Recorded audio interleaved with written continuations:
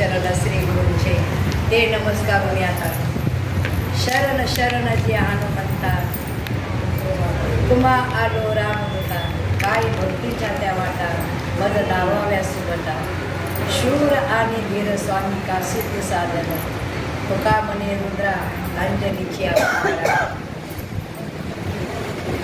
आज आपण हनुमंतरायाची थोडीशी मानसिक पूजा करणार आहोत.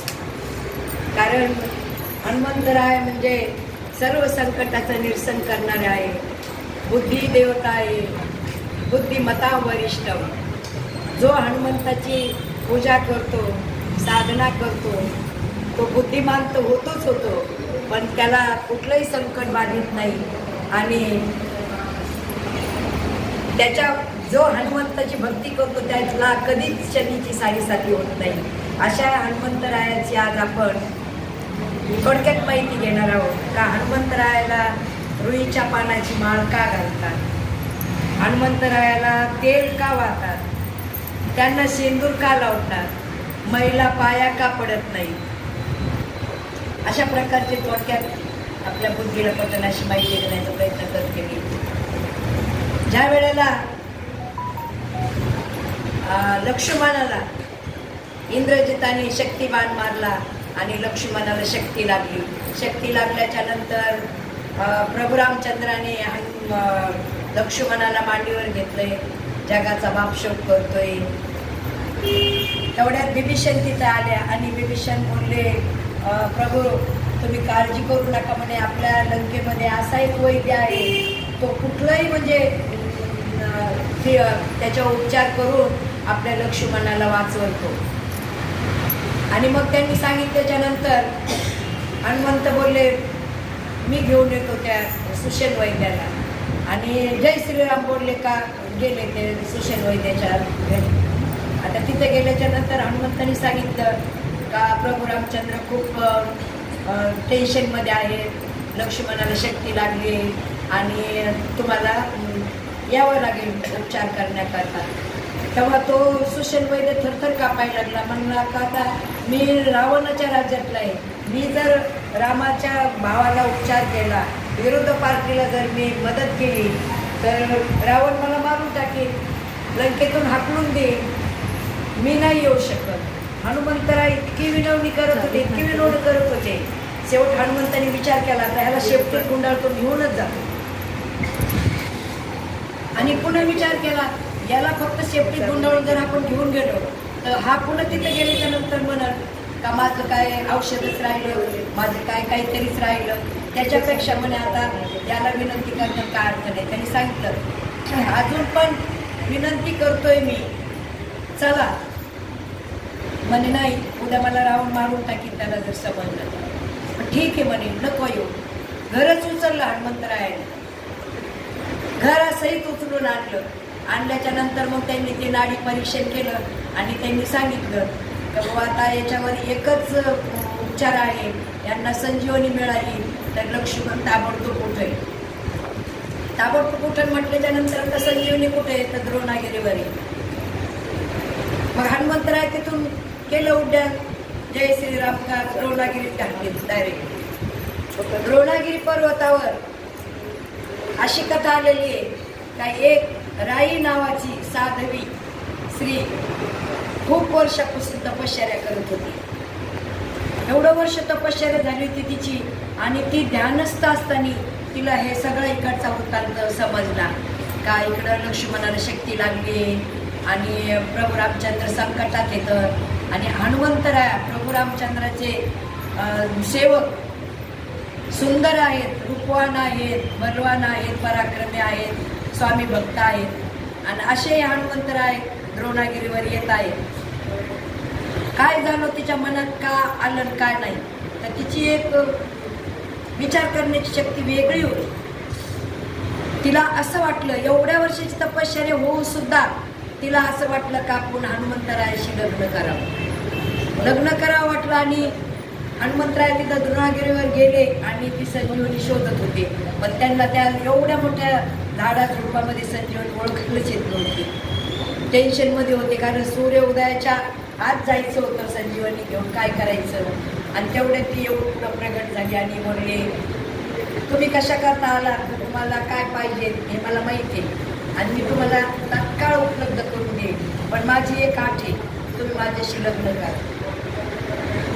ते म्हणे हे होऊ शकत नाही, मी बालब्रह्मचारी नाही. मग म्हणे तुम्हाला संजीवनी पण सापडणार नाही. आता काय करायचं, इतकं हनुमंतरायला टेन्शन आलं. संजीवनी तर न्यायची, ही तर काय लग्न केल्याशिवाय होकार देत नाही. त्याने डोळे झाकले, प्रभू रामचंद्राचं स्तवन केलं. प्रभू रामचंद्राने सांगितलं का तू तिला फक्त सांग, मी तुझ्याशी लग्न करणार नाही, पण तुला मी माझ्या हृदयात जागा देईन, माझ्या कंठात धारण करेन. पण ती काय केलं ते ऐकत नव्हती. मग हनुमंताने विचार केला आता काय करायचं, आता द्रोणगिरीच उचलायची.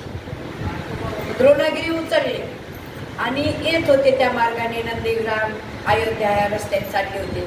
त्यावेळेला भरताला वाटलं का हा आगळ बंब असा राक्षस चाललाय चित्रकूटच्या दिशेने, माझ्या प्रभूला काहीतरी याच्यापासून धोका आहे. म्हणून त्या भरताने बाण मारला. जसा बाण मारला असे हनुमंतराय खाली पडले. बोले भरत पौत पचता कर, पर्वत सहित बाण बैठा कर, तुम्ही मिला दो राजा राम, पतित पावन सीताराम. आणि ज्या वेळेला हनुमंतराय खाली पडले, जय श्रीराम बोलले, त्यावेळेला भरताला एवढा पश्चाताप झाला का रे आपण काय केलं, हा तर राम भक्त आहे. आणि मग समजलं का बाबा हा कोण आहे काय. हनुमंताने सांगितलं इकडं लक्ष्मणाला शक्ती लागली, मी संजीवनी घ्यायला द्रोणागिरीवर गेलो होतो पण मला संजीवनी सापडली नाही, म्हणून मी पर्वतच घेऊन चाललोय. मग भरतानी त्या बाणाच्या टोकावर हनुमंत आणि द्रोणागिरी मांडला आणि ते निघले. आता त्यावेळेला ज्या वेळेला खाली पडले हनुमंतराय, त्यावेळेला त्यांच्या मांडीला खूप काही जखम झाली, लागलं. म्हणून मग काय केलं भरतानी, त्या जखमेवर तेल चोळलं. म्हणून ते तेल वाहण्याची प्रथा आहे. याच्या बऱ्याच कथा वेगवेगळ्या येतात, आपण त्यावेळी आलं तर सांगू त्याचे. आणि मग ते तेल लावलं म्हणून आपण हनुमंताला तेल वाहतो. आणि मग काय केलं, त्या राई नावाच्या साध्वीने, ती पण पर्वतावरच होती.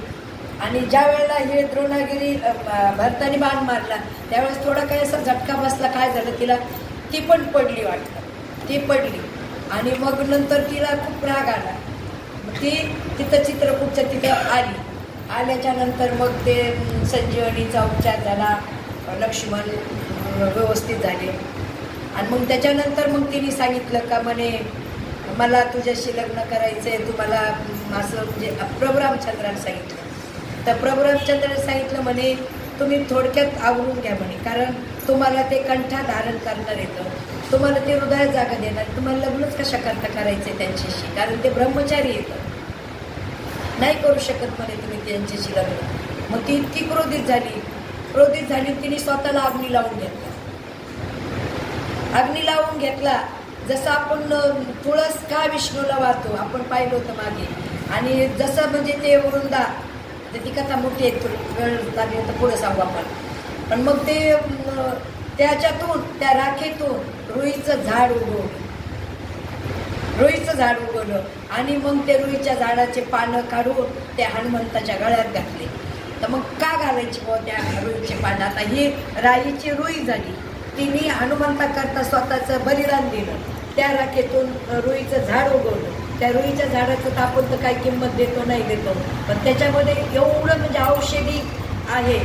आणि त्याच्यामध्ये सांगितलं तो मधला जो गोल आकार असतो ना, तिथं अशा त्याच्या ऊर्जा तयार होतात त्याच्यामध्ये. आणि बाजूला जे आहे ते सुरक्षा कवच आहे, त्याच्यामुळं निगेटिव्ह अशा त्याच्यामध्ये ऊर्जा जाऊ शकत नाही का. आणि वाईट ज्या म्हणजे झाडाच्या आजूबाजूला जरी आपण फिरकलो तरी सांगतं का ते सकारात्मक ऊर्जा त्याच्यातून बाहेर निघतात. म्हणून ज्याच्या घराच्या जवळ ते रुईचं झाड असं, शेतात झाड असं, त्याच्या आजूबाजू जरी गेलो आपण तरी आपल्या शरीरामध्ये सकारात्मक ऊर्जा निर्माण होतात. आणि ह्या बाजूच्या कवचामुळे हनुमंतावर कुठल्याही प्रकारचं संकट येत नाही, अशी त्याची कथा आहे. आता त्या रुईच्या पानात किती पानाची माळ घालायची ह्याचं पण उदाहरण आहे. त्याला 11च पानाची माळ घालतात का, तर हनुमंतराय भगवान शंकराचा 11वा अवतार आहे. 11 रुद्रे म्हणून 11 पानाची माळ घालायची. म्हणून याप्रमाणे सकारात्मक ऊर्जा आहे. राई नावाच्या साध्वीने बलिदान दिलं आणि त्यामुळं ती रुईची माळ आपण घालतो. आता सिंदूर का लावायचा? आता सिंदूर लावायची एक ही कथा एकदम छोटी आहे, पण दुसरी एक खूप कथा मोठी.